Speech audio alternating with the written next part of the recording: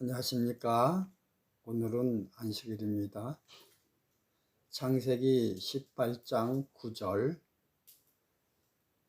그들이 아브라함에게 이르되 내 아내 사라가 어디 있느냐. 오늘 설교 제목은 여론몰이입니다. 하나님이 사라가 어디에 있는지 몰라서 물은 것이 아닙니다.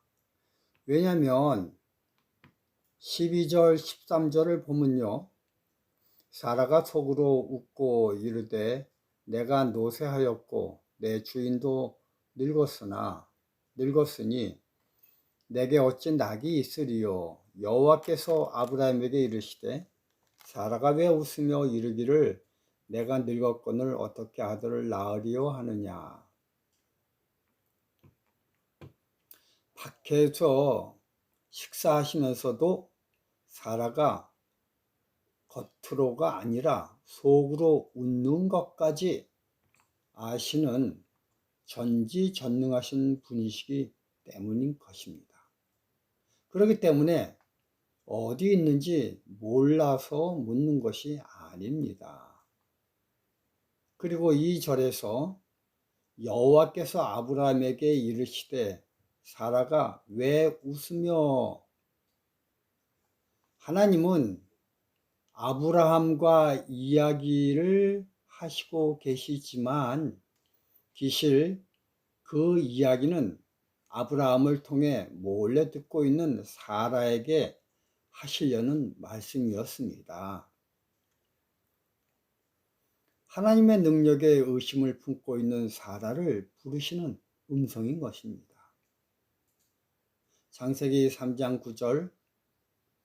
여호와 하나님이 아담을 부르시며 그에게 이르시되 내가 어디 있느냐. 이 말씀도 아담이 어디에 있는지 몰라서 아담을 부르시는 것이 아닙니다. 하나님 없이 자기 능력을 다 동원해 무화과 나무 잎으로 옷을 만들어 살려고 애를 쓰는 아담을 부르시고 계시는 것입니다. 창세기 4장 9절. 여호와께서 가인에게 이르시되 내 아우 아벨이 어디 있느냐. 여호와께서 아벨을 찾으시는 것이 아닙니다. 살인자 가인을 애타게 찾으시고 계신 것입니다. 누가복음 15장 20절. 아직도 상고가 먼데. 아버지는요, 밭에 나가 일하는 착한 큰 아들을 기다리고 계신 것이 아닙니다. 이 세상에서 가장 몹쓸 탕자를 기다리고 계십니다. 이상하게 사랑은요, 내리사랑입니다. 올라가는 사랑이 아닙니다. 아니, 사랑만 그렇지가 않습니다. 이 세상의 모든 사물의 원리 원칙들이 다 사랑과 같이 내려갑니다. 물도 높은 곳에서 낮은 곳으로 향합니다. 절대 낮은 곳에서 높은 곳으로 향하지 않습니다. 고기압과 저기압을 통해 생기는 바람도 높은 곳에서 낮은 기압 쪽으로 향할 때 생깁니다. 10명의 자식을 낳은 어머니는 잘 나가는 자식에게 마음이 쏠리는 것이 아니라 가장 어렵게 살고 힘들게 사는 자식에게 한없이 마음이 쏠리시고 계십니다. 전 우주에서 죄로 인해 가장 더럽혀진 이 지구를 향해 아버지 하나님의 독생자는 오셨습니다. 멋있고 놀랍고 훌륭한 우주 거민들이 사는 곳에 가신 것이 아닙니다.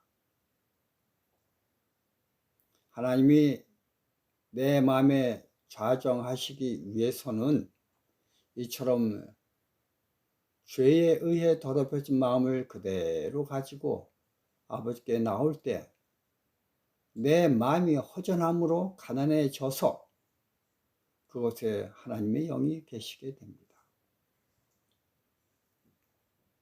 누가복음 12장 16절 17절 또 비유로 저에게 일러 가라사대 한 부자가 그 밭에 소출이 풍성하매 심중에 생각하여 가로되 내가 곡식 쌓아둘 곳이 없으니 어찌할꼬.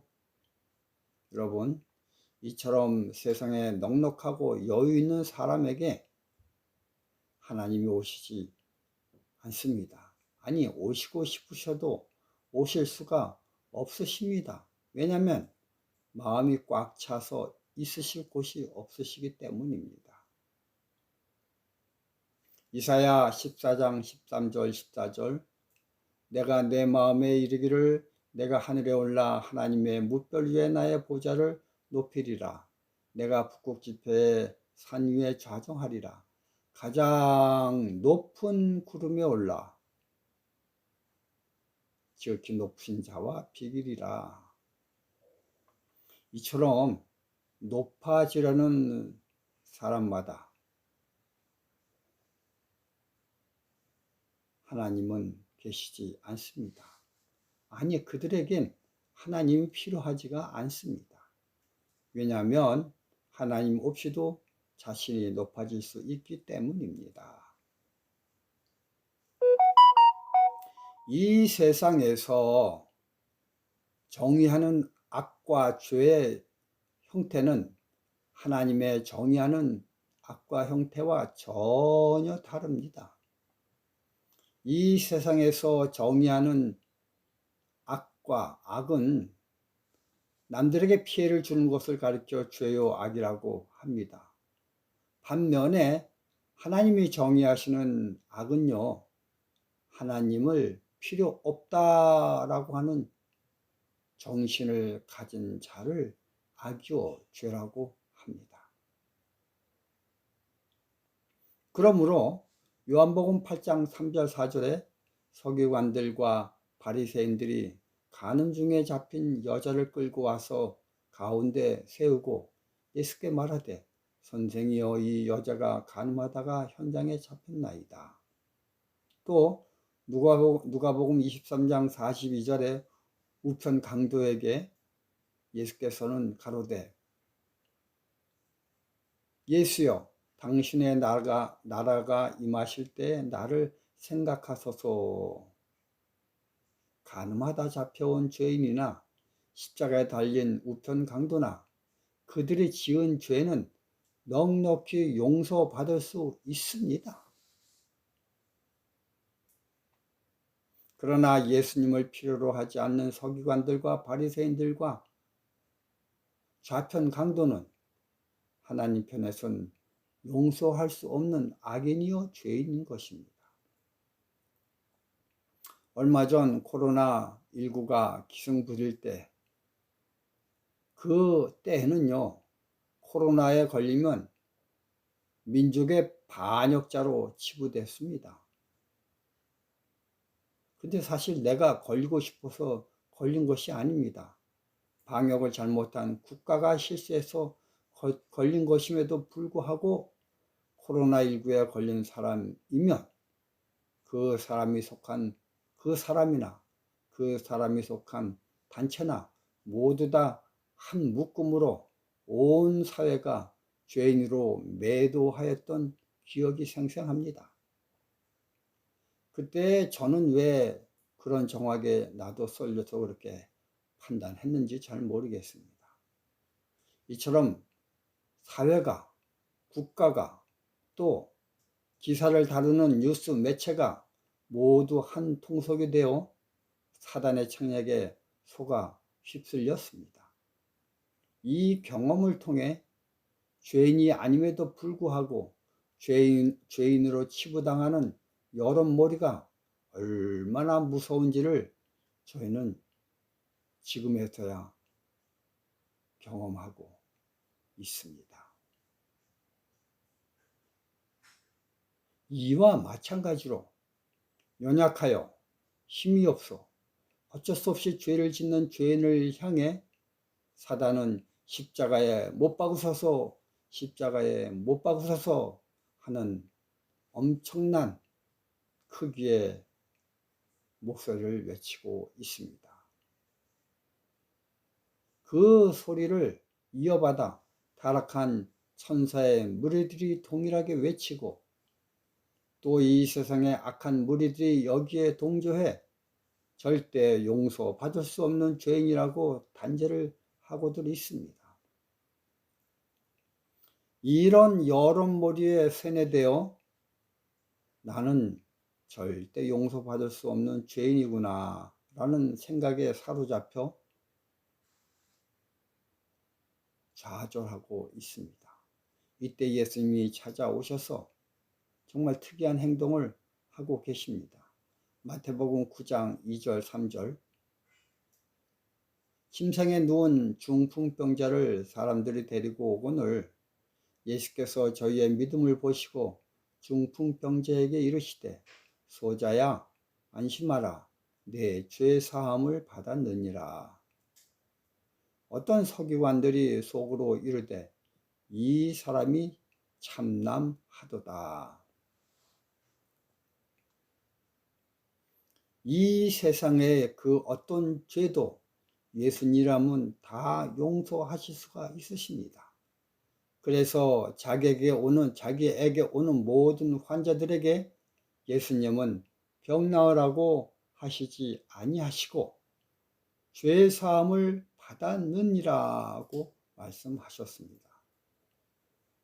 세상의 높은 자들이 권세 잡은 자들이 함께 여론몰이를 한 죄는 용서받을 수 없다라는 풍조를 깨끗이 지워 버리셨습니다. 우리 예수님이요. 코로나19 당시 걸리면 민족 반역자라는 여론이 국가 기관이나 사회나 또 언론 기관들이 만들어 조작한 것임을 나중에 안 것처럼 지금 알고 난 다음에 똘똘한 것처럼 사단에 의해 죄를 지으면 죄인이므로 절대 용서받을 수 없고 살 수 있는 방법이 없다. 죽을 수밖에 없다. 이러한 잘못된 지구 여론에 예수님이 이 땅의 죄를 용서하시는 행위를 통하여 죽어가는 영혼을 구원해 주셨습니다. 그래서 예수님 이후로는 로마서 10장 9절 10절 내가 만일 내 입으로 예수를 주로 시인하며 또 하나님께서 그를 죽은 자 가운데서 살리신 것을 내 마음에 믿으면 구원을 얻으리라. 사람이 마음으로 믿어 의에 이르고 입으로 시인하여 구원에 이르느니라. 이 얼마나 통쾌한 선언입니까? 사랑하는 여러분들이시여, 당신들은 아직까지 코로나19의 여론에 속고 있습니까? 당신은 아직까지 사단이 역설하는 죄는 용서받지 못한다는 풍설에 속고 있습니까? 우리 주님의 음성이 여러분들 마음에 메아리치길 바라며 말씀을 마치겠습니다. 감사합니다.